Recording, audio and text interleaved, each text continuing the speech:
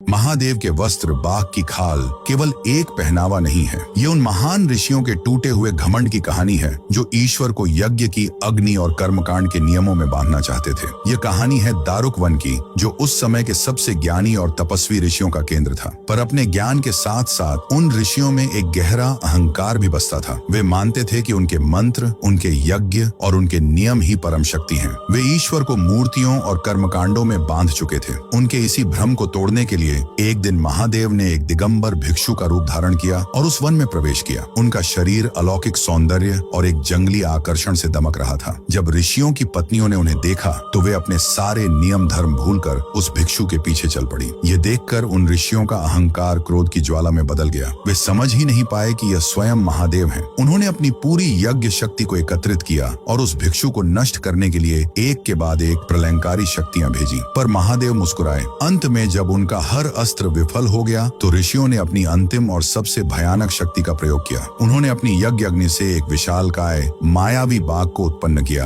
और उसे उस भिक्षु पर छोड़ दिया। पर वह बाघ जिस पर झपटा था वह कोई साधारण भिक्षु नहीं बल्कि स्वयं पशुपतिनाथ थे, पशुओं के स्वामी। महादेव ने उस बाघ को खेल खेल में वश में कर लिया और अपने नाखून के एक ही स्पर्श से उसकी खाल उतारकर उसे अपने वस्त्र की तरह धारण कर लिया। वह बाघ केवल एक पशु नहीं था, वह उन ऋषियों के अहंकार, उनकी अनियंत्रित इच्छाओं और उनकी कच्ची पाशविक शक्ति का प्रतीक था। उस खाल को पहनकर महादेव ने यह घोषणा कर दी कि वे केवल देवताओं के ही नहीं बल्कि हर उस प्राकृतिक और पाशविक शक्ति के भी स्वामी हैं जिसे मनुष्य नियंत्रित करने का दंभ भरता है। ये वस्त्र हमें याद दिलाता है कि सच्ची शक्ति बाहरी आडंबरों में नहीं बल्कि अपने भीतर की पशु वृत्तियों जैसे अहंकार और क्रोध को वश में करने में है। उस दिगंबर महादेव के सम्मान में जो अहंकार को भी अपना वस्त्र बना लेते हैं, कमेंट्स में जय पशुपतिनाथ महादेव अवश्य लिखें।